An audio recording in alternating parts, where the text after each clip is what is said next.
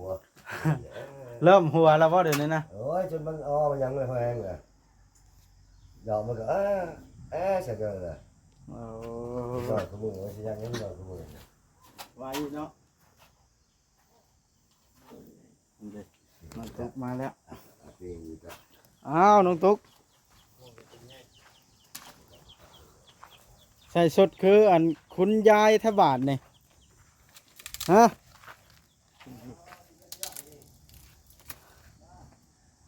ไปเห็ดคือคุณยายแท้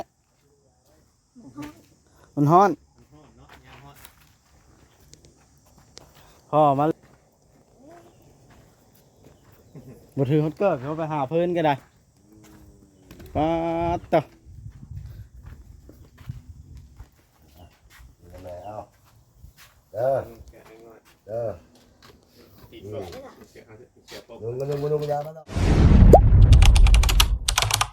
อย่าลืมกดติดตามเพื่อเป็นกำลังใจให้ผมด้วยนะครับทุกคนขอบคุณมากๆครับพี่น้องไอ้โดยเปิดภาพขึ้นกันแล้ว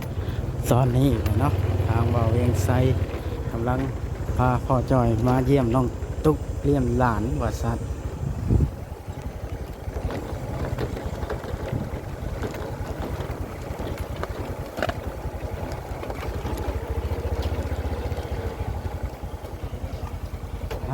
พ่อจอยเพิ่นมาเยี่ยมหลาน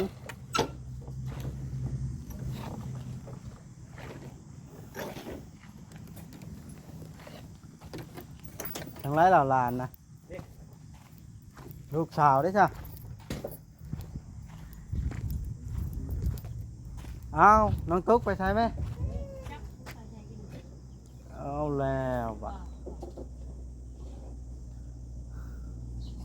หนึ่งข้าวแรงแล้วบ่เนี่ยเอา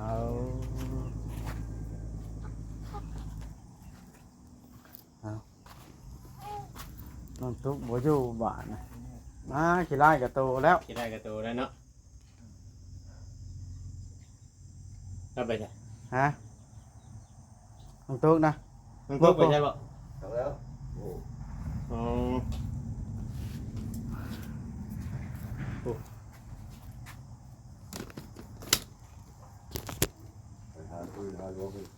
หาพื้นบ่ไงโอเคเก่าอยู่บ่ไงหายทองคำ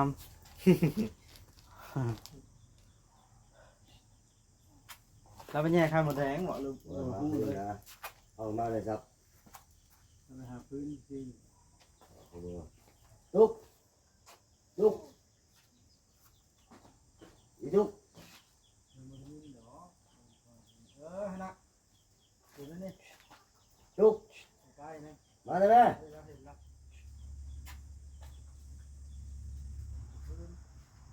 ไอ้กินยัง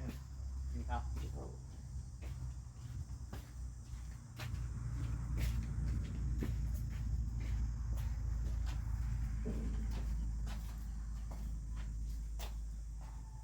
เอ็นนะบ่นี่โอ้ย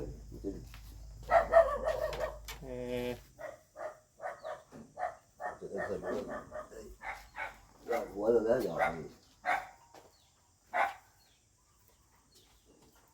ให้แล้วบ่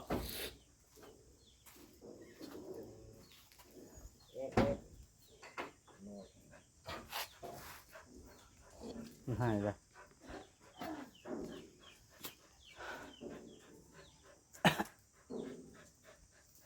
ฮ้อนบ่เว้าแล้วเพิ่นเนาะเพิ่นน้อยบ่ได้ใส่เสื้อให้เลยว่าแต่ละมื้อเอาออกเลยฮ้อนแห้งให้เอาเลย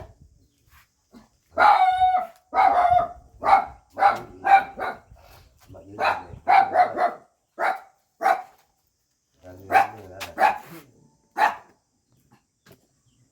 โอ้ยังเลย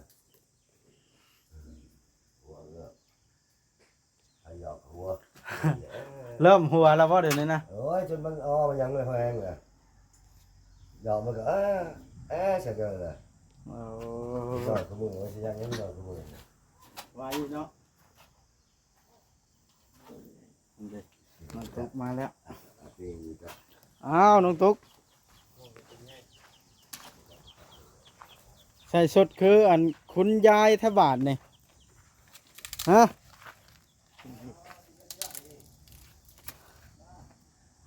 ไปเห็ดคือคุณยายแท้มันฮ้อนพ่อมาบ่ถือฮอตเกอร์เขาไปหาเพิ่นก็ได้ป๊าดต่อ แม่เอาเด้อเด้อ ติดก่อนเสียปก มึงยามาดอกไม่ใช่ดิกูมาจับมึง ผักแท้นะตุ่มกัน มันสิติดแดงนี่เนาะ เนี่ยมึงมาได้แล้วนะผักแท้ปกกันหน่อยเกี่ยวก็ได้มึงเกี่ยวแรงใจก็ได้มันติดมันลงมาได้ดูได้หน่อยจอยก็นั่งทาข้าวเลยพ่อจอยกัน อึ้งว่า แน่นั่งทาข้าวเลยมาเห็นหลานใหญ่เลยอึ้งรู้บ่ บ่เคยเห็นหลานละอึ้ง พ่อจอยยังก็แต่ตะกี้ยังไม่ได้เข้ามาเกี่ยวบ่ เขา เข้ามาเถอะเลยเป็นหัวเสือผมก็ยังไม่เนาะวายยังคิดมาได้มาได้ก็ให้บ่เดียวนี้น้องตุ๊ก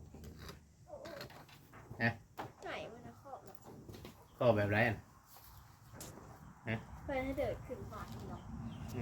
ให้แบบใดน่ะเลียวเบิ่งกล้องนั่นกว่าสิถ่ายรูปเอานี่พอจ้อยก็ได้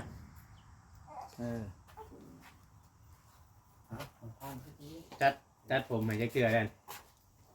ตัดทิ้ง จัดเสนอหัวลาย ทางต่อ ทางตัวจะไปจุดโต๊ะ บอกเฮ้ยน้องลำไยเนื้อ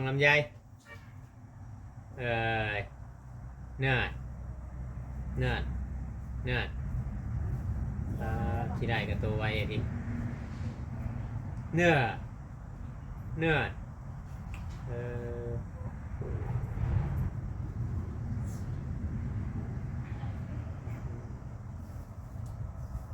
หายเป็นหายก่อนเดียวเมย์มากเกินนั่งก็เลยทำเอา อ๋อ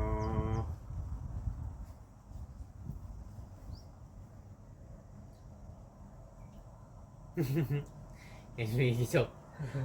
เห็ดเบะยังเคยฮะเห็ดเบะยังอ่ะ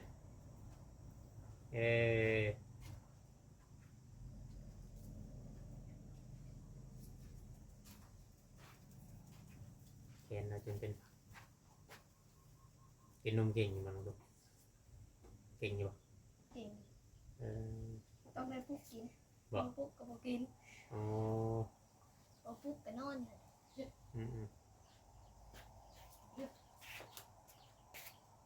มันโหด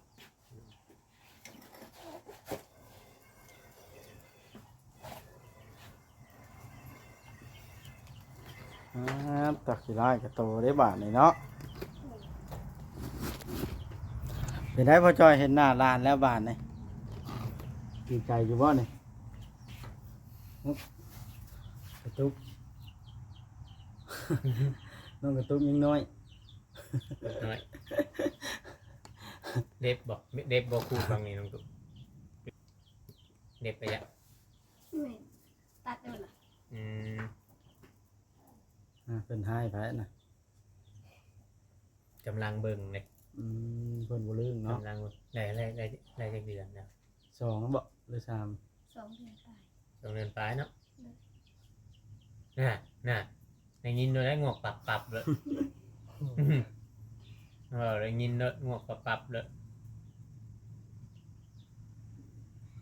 แม่เพิ่นกับเพิ่นใส่ละ แต่ใครแน่แต่กินนมแม่เนาะบ่ได้กินนมชื่อป้อนข้าวแล้วว่าน้องตุ๊กก็มื้อนี่ ยังบ่ได้ป้อนเลย กินแต่นมแม่อย่างเดียว 6 เดือนพุ่นแหละตามแพทย์หมอเพิ่นบอกพุ่นแหละ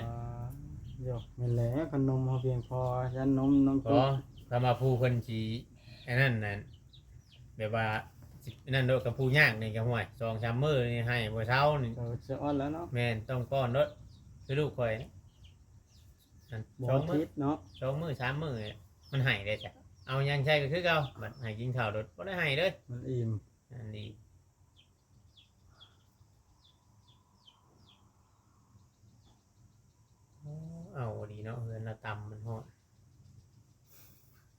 ามนี่อยู่ใส่ก็มันฮ้อนนอนตุ๊ก ไปต้นน้องๆก็เลยมันจะนอนนอนเสียอยู่ จากอยู่ว่าพอมามื้อนี้โม ไม่ไปใส่ บ่ทันฮู้บ่ว่าพ่อมาบ้านนะเรามานอนพี่คืนหนึงแล้วเนาะ นี่ วันนี้เราเลยว่าอยากมาเยี่ยมหลานเราว่ะเลยมาเราก็ได้ เดี๋ยวอมตู้มือตัวเอง โอมนะเด็กน้อยกำลังอยากดูเนาะ พอจ้อยบ่บดหมวกนี่เห็นบ่คักปานใดเนาะ นั่นน่ะ อ่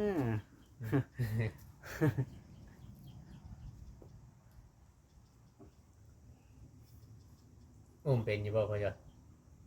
หลานเป็นอยู่บ่เป็นตัวเนาะลองมึงอยู่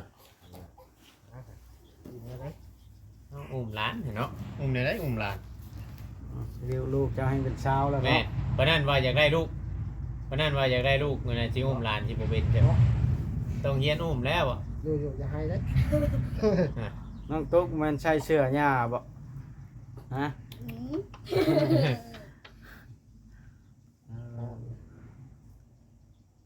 เอามาแต่แบบขึ้น น้องตุ๊กกินข้าวกินน้ำ กินนั่นอยู่บ่มื้อก็ยังกินน้ำร้อนอยู่บ่เดี๋ยวนี้ยาแล้ว แล้วคือ ไปนะแม่มิดเนาะ อยู่นำแม่น่ะมิดอยู่นำแม่นั่น ยา หันหลังใช่หันหลังใส่กล้องแล้วกินนมกัน เออ อ่า เด็กน้อยก็แบบนี้แหละเด็กน้อย แม่แนวเนาะ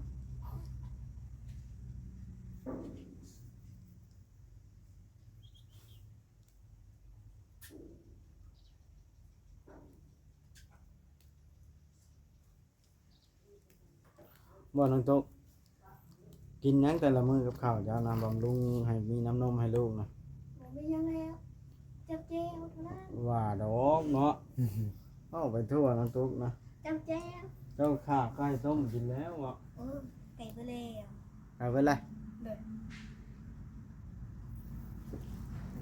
ที่ขายเป็นหยังบ่ได้ เพิ่นไปทำงานบ่พ่อคนน้อยนะ เด้อ ช่วงนี้ยังบ่ได้ปิดหีบเนาะ โอ้งานจีน ไปเฮ็ดน้ำยานี่เอา ยาแบบนั้น ใบปิดใบยาเนาะแม่นบ่ใบยาสูบนี่ แม่ บางส่วนยาบางเฮานำเข้าไปแล้วบางก็จ่อยไปตาน้อยบ่ แม่นอยู่หั่นล่ะเพราะว่าเขาเข้ามามื้อนั้นกันทางในบ้านเพิ่นไปเป็นหัวหน้าเลาะกวดงานเด้งนะเลยไปนำเอาอยู่คนนึงมื้อนั้นก็ได้ พอปวดเราบ่ห้องบอก ฮ้อนน่ะแหละบ่ มันก็ตัดผม เอ้าผมไอ้ตัดมื้อนั้นน่ะสั้นๆนะ เด้ทางหน้า จงมันวะตัด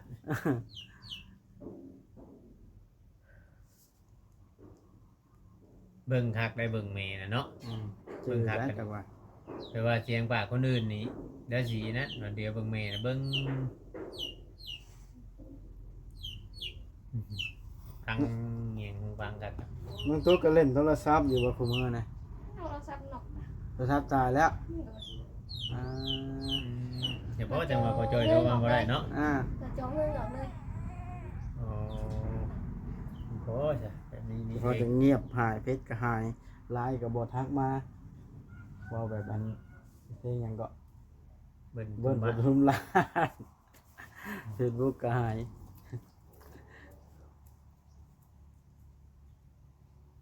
เอาพอจอยเจ้ายังสิไปเฮือนบ่ลาวอยู่บ่จังไปไหนน่ะ ค่ำตัวนี้ ตะแรงบ่ สิไปนอนเพื่อนตุลาวว่ามันน่ะ ยังว่า มื้ออื่นเราอ่ะบ่ได้ให้เฮ็ดเวียกเนาะ บ่ว่ามื้ออื่นน่ะสิมื้อเอาคนงานมาเพิ่ม อ่า เห็ดยังอ่ะ คนละหัวหยังเอาคนงานมาเพิ่มแหละมันแจ้งไว้สมมุติว่าคำเขาพอจอยอยากเฮ็ดกะไอ้ก้อนกะรายกันนะไปบอกเป็นหยังแบบเราสิคำสิเอาเป็นเมานะนะบอลมันจะมีแบบเมาแบบบ่เมาที่น่าประโยชน์ รายวันหรือว่า เมากับรายวันแบบนี้นะเดี๋ยวแต่จ้อยสิเลือกเอา ไปเบิ่งหน้างานก่อนเนาะ แม่นคุยกับเราเบิ่งอย่างงาน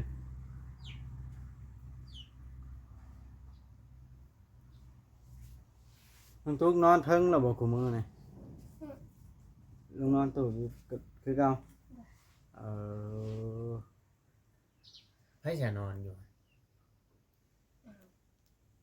เราบ่ฮ้อนบ่ นอนทั้งเว้นทั้งคืนนอนกลางคืนบ่ในตู้หลังนั้นก็ได้ เลย เดี๋ยวพี่น้องให้บ่เพิ่นนอน แผ่นอันนี้เท่าไหร่เด้เนาะอยู่ร้านเฮาทำนี้เนาะ แฟนโซลาร์เซลล์นี่บ่ ดุนนี้น่ะสิเอาลายน้ำขึ้นอยู่ดุนนี่เนาะใหญ่เนาะ ไล่น้ำคือได้เพราะเคยได้ มันใหญ่เลยใช่ไหม ความขาดตอนนั้นเด้ แผ่นแบบนี้บ่ แข็งเนี่ย เออ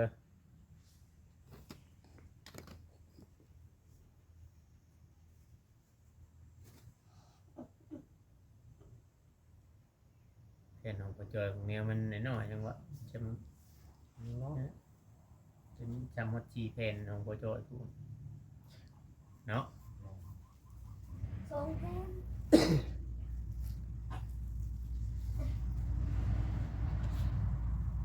เงินชื่อเอาแต่แพทย์นี่มาใช้ก็ได้ เชื่อไปแพนนั่นไหน แพทย์ เอ้ามีนั่นนะวะสมมุติว่า มาใช้หมอไผนะบ่ แม่ เอาได้แล้วกันมีหมอไผมีหมอโยกเนาะ แม่เท่าไหร่ว่าเพนจากนั้นมือจะเพนนั่นนี่ จัก ตัวไรจะบอกมันนั่นเจดเชนบ่ หมอตัวน้อยได้700,000 ตัวของเจ้านะ แม่ เออ ตัวน้อย ตัวใหญ่เกี่ยวบ่ให้แย้มเนาะ จักเท่าไหร่ ใน ช่างข่าวจากตัวอะไรแสงโซลาร์เซลล์เห็นไผซื้อไว้ก็โอ้ย จมเนาะ อ่ะจมกูคนได้เสียหาย มันของมันเวียดเนาะ ก็มาคนลาวคือกันขายมันยังคือของลุงคอยนะเขามาขึ้นบ่ได้ก็เขามาเปลี่ยนดูเลยเขาก็เปลี่ยนให้ยังประมาณ7 อันพอดีครับรุ่นนี้แหละ อืม ไอ้ที่รุ่นกว้างความกว้างมันสิกว่านี้ความยาวไอ้รุ่นนี้ เราเอามา30-40ตัวเราเอามาแต่ไทยเอามาขายนอ รั น บแล้วป่ะ นอนอยู่แบบชั้นได้บ่วะคนนอน รับง่ายเลยเนาะบ่ได้พัดลมมาเปิดให้คนบ่ บ่ต้องปกหรอกนางมันฮอดไงวะ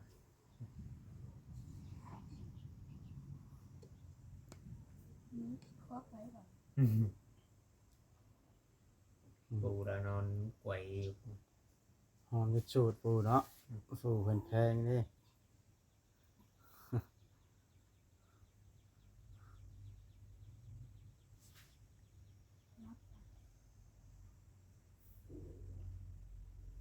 นอนง่าย นอนง่ายบ่ม คือนอนกลางเว้นน่ะกลางคืนเลยมุนตาก็ลง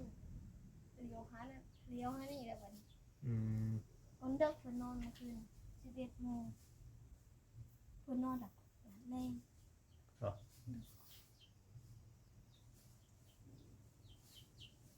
เล็กน้อยมันสิฮอดประมาณเดือนหนึงมันสิเปลี่ยนเป็นแบบอย่างบางอย่างเนาะ อืม เปลี่ยนไปเลยๆแต่ละเดือนน่ะเล็กน้อยน่ะตามที่เราเคยเลี้ยงลูกมาแต่บางคนกับผู้เขาสบายก็สบายเลยบางคนลูกเต่า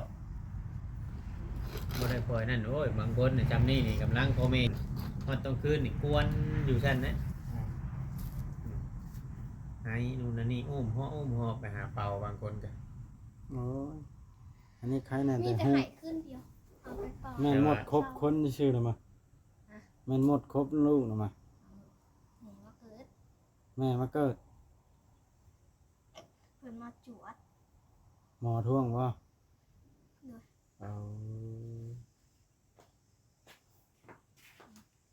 หมอดูบ่ดาวท่วงแม่มาเกิด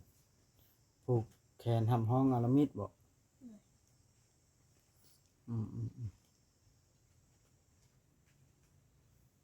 ปกติเคยเห็นว่าได้ยินเพิ่นเว้าคือว่า3 เดือนอย่างเห็น เห็นห้องนะ เนี่ย เห็นแล้วบ่น้องตุ๊ก เห็นเหรอ ได้ยินพร้อมเนาะหยอกหัวแล้ว เวลาหยอกในหัวแล้วเนาะหัวรถยิ้มขึ้นรถ ลมยิ้มแรง เออ เปิ่นอ้อดังแล้ว เป็นออดังแล้ว อืม เป็นให้ความรู้สึกมีลูกแล้วน้องตุ๊กฮะ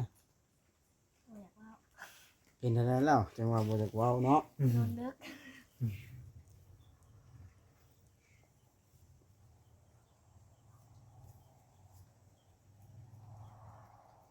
เออ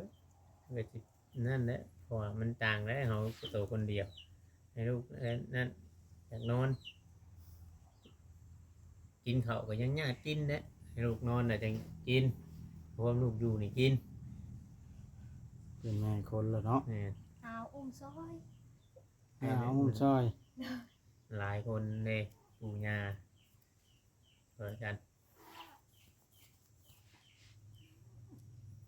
อื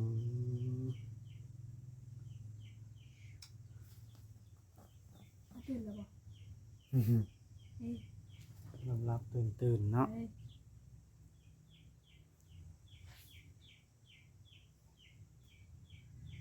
อืม ฮะคือว่าเกาหัวนี่เนี่ยอยู่นี่บ้านก็ ได้ ก็เพิ่ เจอนี่ อ่า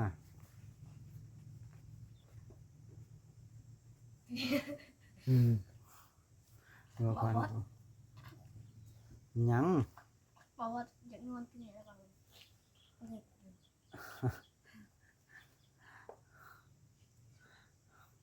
อืม